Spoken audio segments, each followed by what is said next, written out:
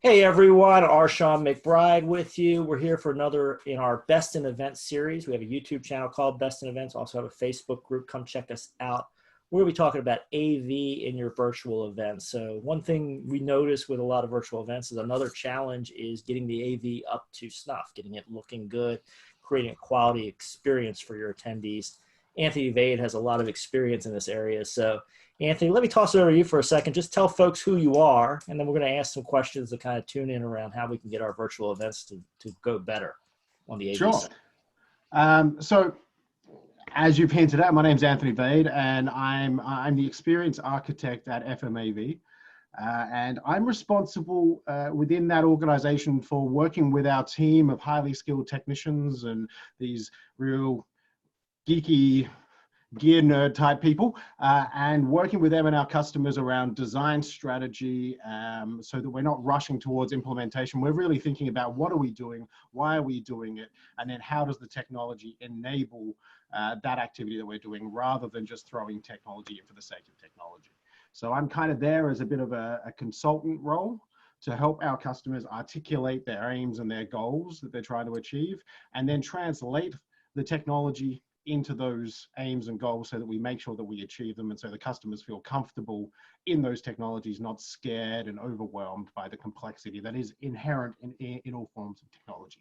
Yes, there is always a fear factor, and I think as we dive into virtual events, I think one of the things that's important is having somebody you trust, because it's not the same as a live event because everybody's not at the same place, and that creates some challenges.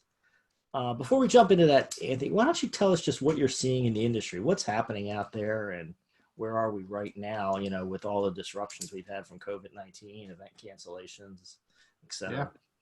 It's a very interesting time. We've never, they keep using words like unprecedented, Yeah. and I don't want to come across as too cliche here, because everyone's been using it. But I've been very lucky in my role at FMAV, and I'm also the Canadian director for the Event Design Collective, with the event canvas and all that design methodology. So that enables me to connect with people all over the world and with event planners in every market, and have these kinds of conversations. And we've been talking a lot about what's this virtual world going to be, and how do we deal with this lockdown, and how are we going to transition out of it. And there's a lot of uncertainty in general. There's a lot of people trying to guess when we're going to return to normal, or new normal, or whatever we want to call, right? And so there's a lot of anxiety, I'd say, and there's a lot of desperation to learn about virtual, because a lot of people have treated virtual events and virtual technology in general, digital technology, as a bit of an afterthought. For the last 20 years. It's got, oh, it's nice, it's there, great. My group's not ready for it yet. And now all of a sudden they're like, my group's not ready for it yet, but we need something quick. Right? So this panic is sort of set in, and there is so much out there, and all of the digital companies that exist, virtual event companies, platform companies, all the different stuff, they're rubbing their hands together at the moment, going, oh, finally we have our opportunity to seize market share and grab some customers. And so they're rushing to the industry with the solutions, going, I've got every solution for all of your problems. And the customer and the customers, the prospective customers are getting bombarded with all this different information from different angles. And they're coming out of it actually more anxious than being relieved by that education, because you can only absorb so much learning in such a small period of time, and they're getting overwhelmed by it. So a lot of them are then coming to me and saying, hey, I've done 6 or 7 demos this week, and they're all amazing, but I still don't get what this means for my attendees or my sponsors. Like, they keep coming back to me and saying, but I get the technology a little bit more now, but now I'm more confused about the humans. Right. And that's one of the big questions as a planner. One, yes, getting inundated with all of this. Hey, I can do your digital event. I can do your digital conference. But from the planner side, our biggest thing is, how do we make the CEO look good of the event? How do we make our customers or their customers engaged in a virtual event? And we did have someone who was on the planner side talk about virtual events. I think it was yesterday. And, you know, how do you feel in regards to the virtual events? How would you see engaging people to you know, stay online? Because that's the whole thing. I mean, when you're doing a virtual, you're like, okay, yeah, all right, I've been on for 20 minutes, I'm gone. And this is part of the challenge, and this is a mindset challenge for us as event professionals that we're really struggling with. And I say we, I mean the suppliers and planners, and exactly. It doesn't matter if you're buying or selling, you're struggling with this because what we are doing, and I talked about this quite at length at Global Meeting Industry Day, we are trying to, we're trying to ram the live event square peg into a virtual event round hole. And we're not really embracing the opportunities that exist in the virtual space that don't exist in a live event. Because when we think of a live event, you turn up on site for registration at 7 a.m., you go through a day worth of programming, you then go get changed and come to the after party. Whereas in the virtual space, that event could go for a week. It could go for a month. Yep. I could log in at midnight. So we're trying to keep our audiences captivated, and we're trying to use techniques to captivate them and keep them glued to a computer screen the same way that we would if there was someone on a stage in a room. And I think that's a fool's errand. That's very difficult to do effectively without, I mean, I've spent all day on webinars in the last few months and my eyes are killing me. Yeah, exactly. There's information overload. Like, it's not pleasant. And I don't come out of that virtual event experience going, wow, that was the best day of my life. I come out going, oh God, I cannot spend another day staring at a monitor for 8 hours. So does that play to making sure, as the planner and who's producing, let's say, the agenda, does that behoove us, if that's the correct word, to make sure that our speakers have an engaging presentation and engaging topic? I mean, some speakers, I'm not saying all, but some speakers, you know, they might have a PowerPoint and they read verbatim what's on the PowerPoint, you know, and they don't, people, especially during this time, I'm sure the big focus, and I've been to virtual events, and I've you know, I haven't done any yet. This is about as virtual as I've done so far. Is that, you know, you want to be telling a story. Yeah. In what you're delivering. Yeah. I mean, I've got my, free tags dramatic arc right behind me there, right? Talk about storytelling. So how do we get that? How do we get that power of story structure in order to captivate and grab audience members? And that's not natural, especially if you're looking in medical and scientific realms. They do a lot of speaker coaching for sure, but they're delivering pretty dry content.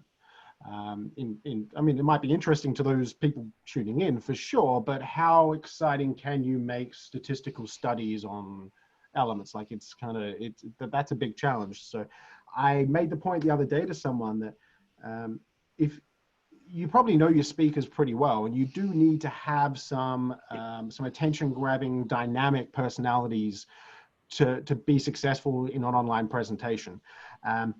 But if you have somebody who has amazing content, but they're never going to be that dynamic personality, think about a different way to deliver their content rather than a lecture style. So what we were talking about doing is they have all this great research and studies that they can release. So they're putting together what is essentially a blog post in the virtual event site with written text and diagrams and all the great learning. And then they're doing a meet the speaker session. So the speaker's not lecturing, they're sitting down and having small group conversations with the people that want to learn more about their studies that they've done. So kind of more like a Q&A. Yeah. Round table. Yeah. That way people can, and then people can tune in at midnight, can log into the virtual event at midnight, go through the study and read it in their own time. And then you're having really meaningful conversations around the content rather than just being thrust the content at you. It's a different way of approaching it. Yeah, and I think that drives home kind of a idea, right? So rather than even just putting some simple questions together and having somebody ask the question, having the expert respond, I think really changes the engagement level, you know, especially for something dry, right? It just has a different dynamic to it. Yeah. And it's the Yeah, stuff that we gravitate towards the lecture style stuff because we're used to programming and programming live events around content. And the other day I talked about pacing and tempo. So if you are going to have a period of time that people are logged in to your virtual event, how are you scheduling that like you would a live event, but how are you giving them a bit more room to breathe and not be staring at screens and things like that? So you really need to have that conscious in your curation of that content, and the fact that you have 50% less attention span in the digital space than you do in a live room. So running a 90-minute keynote, whew, good luck. We've been running 75-minute workshops and they're hard. Really hard. I think even for basic meetings, when I'm putting together a meeting, I say to my clients, you know, you've got a 45-minute window if you're lucky. Yeah. And that's when you're in a breakout room at a session, because after 45 minutes, you are going to start losing people, you know, and so that's how I try to set up mine, is like tops 45 minutes, your keynote, maybe an hour, you know, but they have to have extremely, you still have to have extremely engaging keynote speaker. And the speaker should know as well that unlike a live event environment, we can tell that speaker when people dropped off. We can see when they're no longer engaged online, and we're going to go back to that speaker and say, hey, speaker, I'm sorry to tell you this, but you lost them at the 30-minute mark.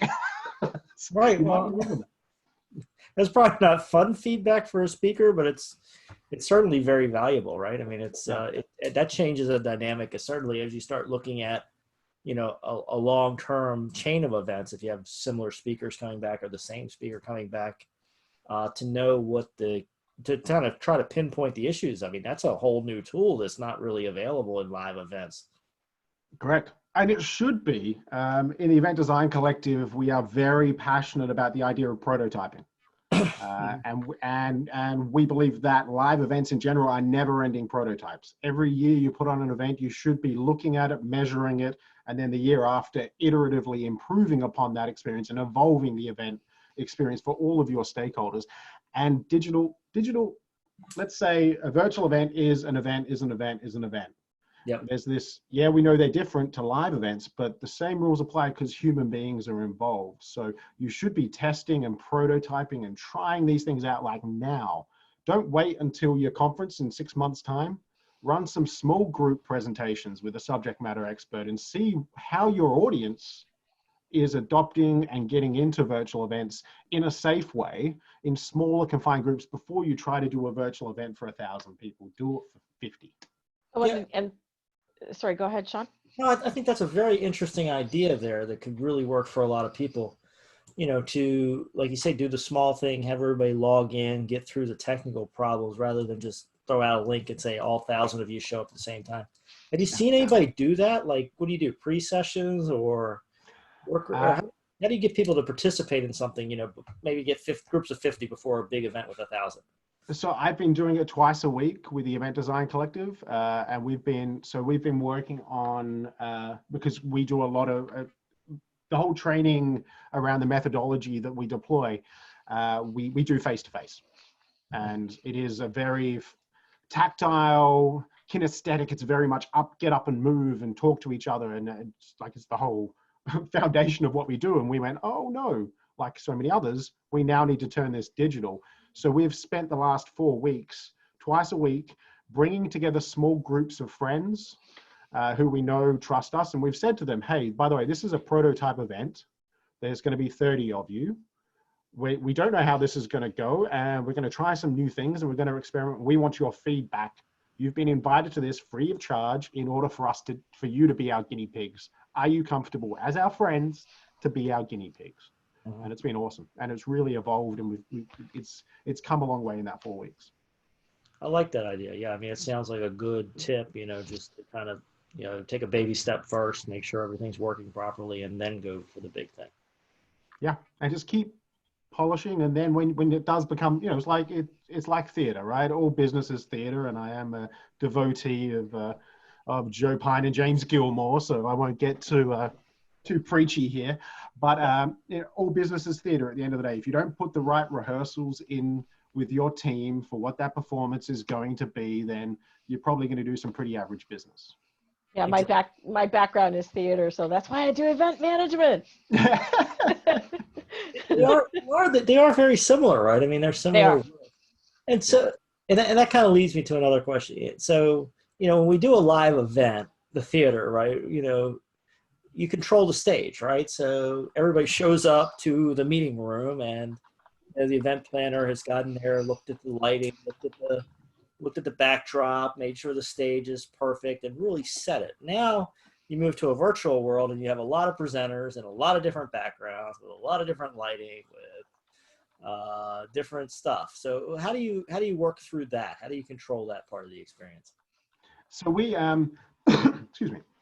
We actually with the larger, more complex virtual events, obviously a simple meeting such as this doesn't need a lot of production or coaching, but for the larger ones or the longer duration ones, we actually bring in a producer like we would with a live event, and we bring in a technical project manager who will help those presenters in their remote locations optimize their systems so that they get good lighting and good camera, good microphone, all that basic core fundamental stuff. And then we will also, as we go higher up in levels of service, we'll also do coaching to those speakers as well.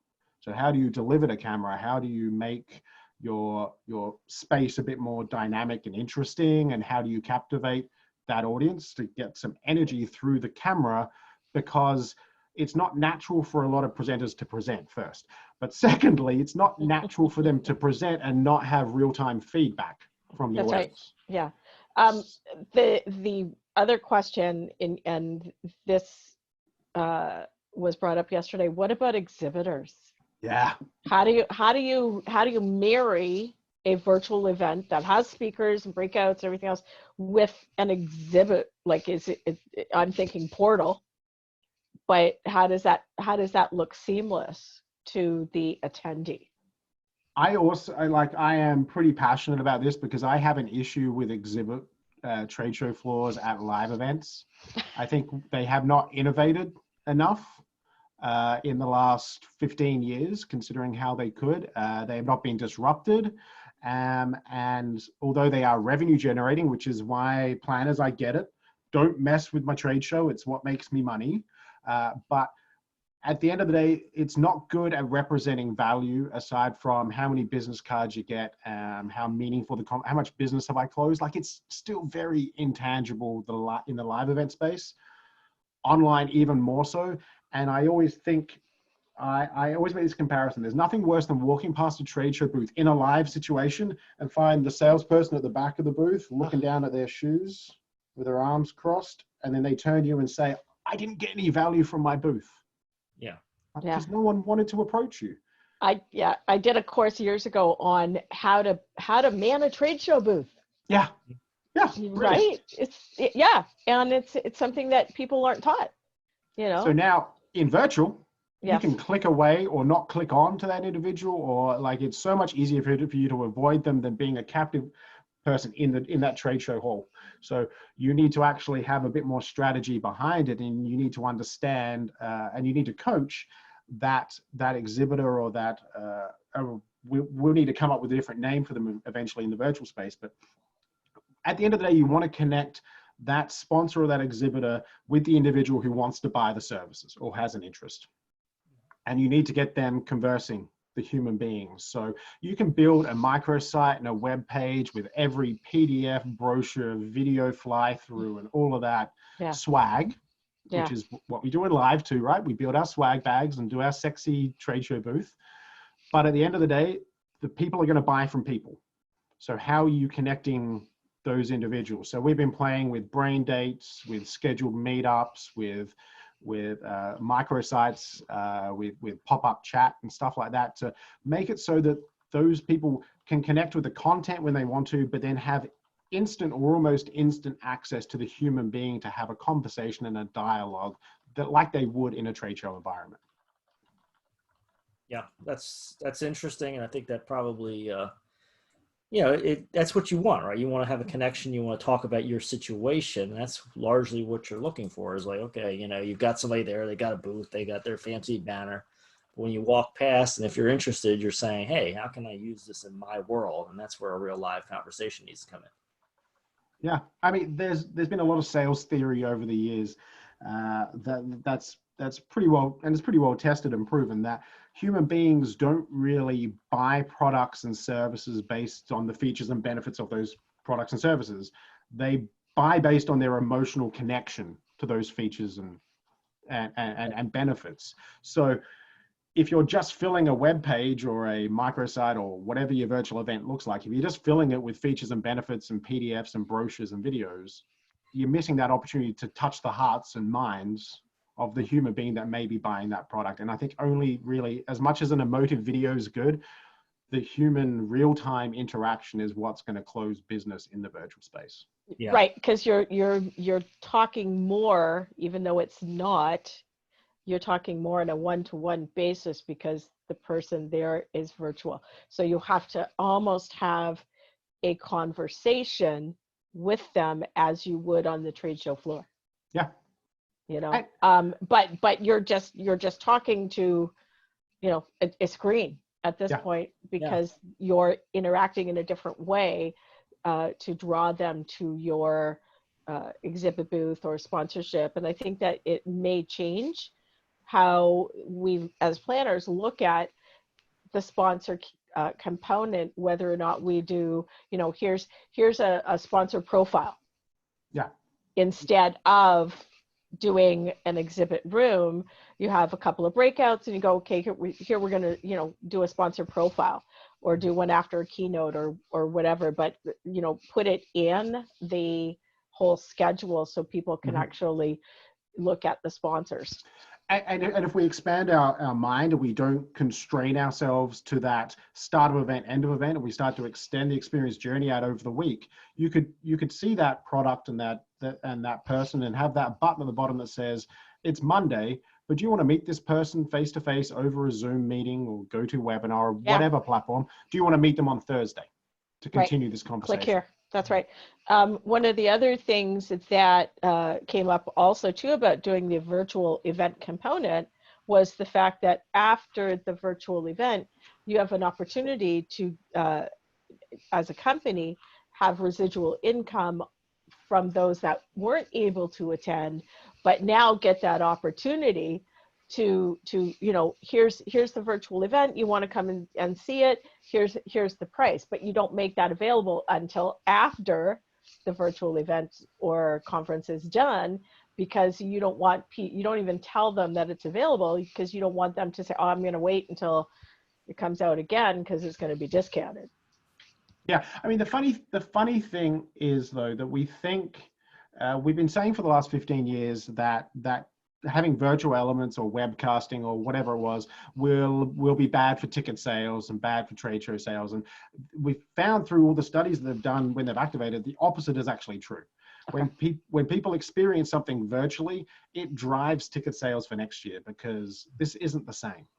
And they want to be there, and there's a sense of FOMO that comes, fear of missing out. And there's this sense that they're missing out on something by only experiencing the digital and not experiencing the human experience as well. So, but pricing models, you're right, are not set up on how do we price live, and we will move into a hybrid space eventually. That's going to be the next progression. We can talk about that later if you like. But how do we price the live versus the virtual? Because the opportunity, I think, that comes from this hybrid model and the extension of life of content and community is something we haven't leveraged to date because we've had this fear that virtual negatively impacts. Whereas I think if we activate, we can have communities that are stronger and bigger. And the company that sent 4 people to the conference in year 1 and then shared the virtual event with the other 20 people in the organization, they're going to see an improvement in those 20 people from that virtual experience, and they're going to go, well, next year I'm sending 30 of them. Yep. Because we got so much from virtual, why not send them in person? Right. And I've known organizations that have prior to this, had the in-person events and then had a lot of touch points in between the in-person events, right? Yeah. And so Yeah. this gives you another way of doing that, right? It keeps everybody connected to the community. So you're saying, one of the things you could do with virtual is not just deliver the content, have an alternate for your conference for 2020 when, we're potentially closed down by COVID-19, Yeah. but use it as a ongoing tool as part of your mix, and you could actually build your conference, your live conference, bigger or better or whatever the case might be. Bigger's a question. Bigger's a question because we don't know how big conferences are going to be in the immediate term. Yeah, but let's build on that. Imagine if that virtual portal, that virtual community that you have, through the lifespan post the live event in the year until your next year, what about if you're using that community to help you generate the content that will go on the main stage at your live event, so that it's what they want to learn, it's what they want to see, and it's what touches them? Well, it's something I've always done after my events is you do a complete survey. What do they want to see for the following year? Yeah. I'm working with someone right now that I'm doing a website design for them, and it's association. And I said, and they do, I might hopefully be able to do some of their events, but I said, so why don't you go to your membership and ask them what they want? Yeah. And I don't think we do that enough, because we don't ask, we assume. Correct. What people want.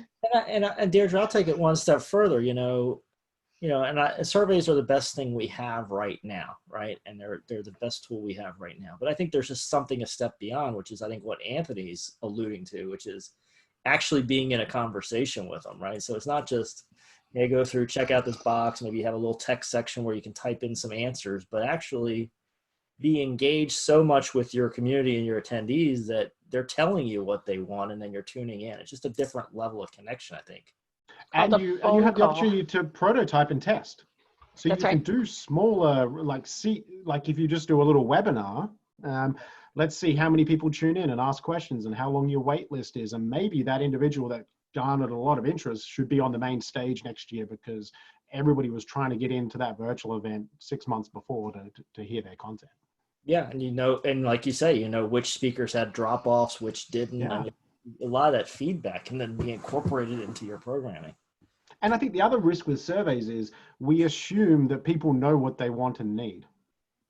Yes. And often, especially in business, they might think they need some sort of education or some sort of training, but there's actually other skills that they need to learn and other knowledge that needs to be delivered to them in order for them to progress to where they need to be. Yes. In the future. So that's one of the challenges. That's the Henry Ford quote we brought up on one of our prior sessions. You ask people what they want, they might say they wanted a faster horse, right? Yes, I love that one. So I think you've started to allude to it, and I think it's a good thing for us to kind of wrap up today's session with is, what is the future? So obviously people are getting pushed into virtual because of circumstances right now.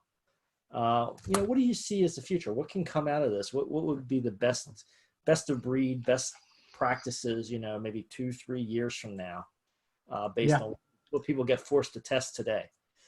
So I think the next 6 months, we're going to see more and more fully virtual. It's just going to be the safest option for everybody, which is going to be great because it's going to make robust platforms for the future.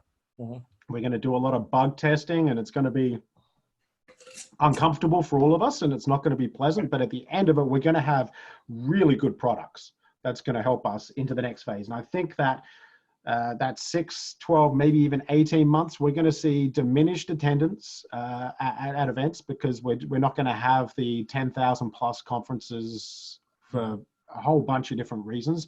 And a lot of that's going to be driven by people not wanting to travel. Yeah.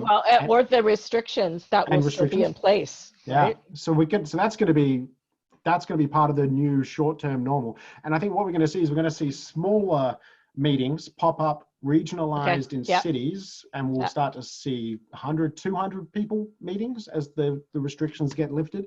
And you're going to see interconnected. So we're going to be linking Vancouver up with Toronto, with San In a Diego. virtual environment. In that virtual environment, and we're going to That's have right. real-time conversations, video conference in and out, where a presenter will come in from Paris on a topic, and now we're going to throw to San Diego and they'll present a topic, and so everybody gets a bit of a moment in the spotlight. We get that sense of community, but everything is aggregated and collected in that virtual space.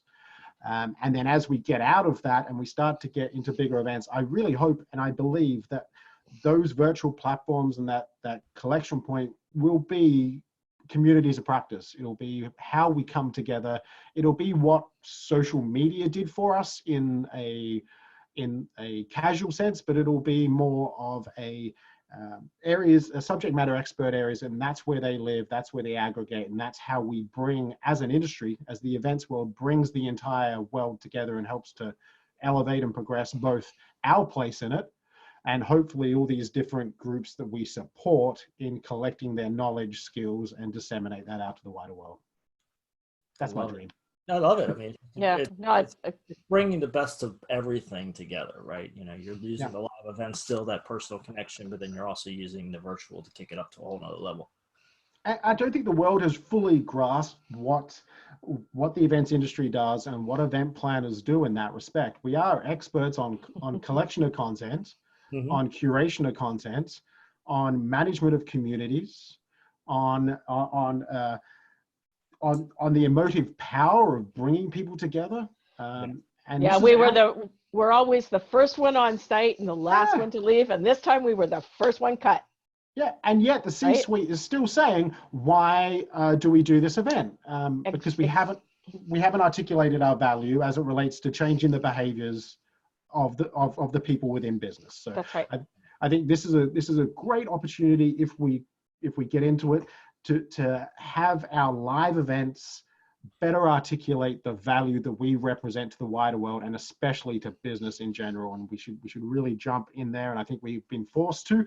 And as unpleasant as it is, if we take advantage of this, leverage it, it can position the live events industry in a much better place in business in the future. But we have to be brave now and go through some discomfort to get to that. Well, and the biggest thing as an event planner, what do people think I do? I plan parties. I don't plan parties. I plan award-winning conferences. I work with partners like yourself to wow my clients. And that's what I go for when I'm planning a conference or an event. And the partnerships that we have with our partners like FMAV and the hotels and the conference centers and the convention centers and CVBs, and all the other suppliers that go along with that, all that pulls the event together. You know, it's not just an event planner, it's the whole team as well as the client and their team that make everything work. And it's in aid of the client's business as a whole. Yeah, it's holistic. And I think, you know, Anthony's saying, hey, virtual brings together a chance to even be more holistic than what we traditionally do. Yeah. Anthony, you certainly are a wealth of information. How does somebody that wants to talk to you more about their event or their future, how do they get a hold of you? What's a good way to find you? I mean, probably the easiest way is well, as a starting point is social media. I'm on LinkedIn, of course, under Anthony Vade, and then my social media handles pretty much everywhere is at AV Connecting. So you can reach out to me there. I'm on and active in most of them. I'm not much of a TikToker. I'm sorry if you're into TikTok. But aside from that, I'm on them, Snapchat, Instagram, Facebook, all of those things. You can reach out anytime. I love talking about this stuff in case you haven't worked that out. So yeah, reach out anytime. You're passionate about it. Passion shows, and I love it. So thank you for being here and adding so much value to our audience.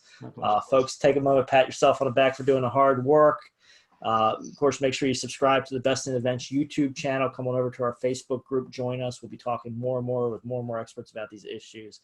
Anthony, hope we can check back in with you in the future about what's developing and what you're seeing. And I want to thank our audience members. Make sure you send your feedback into us, too. We want to know what you want to hear about, talking about interacting and coming forward. Let us know what you need to hear about, and we'll make sure we get it onto the show. So thanks, everybody. Thanks, Anthony. Thanks, Anthony. Thanks, Sean.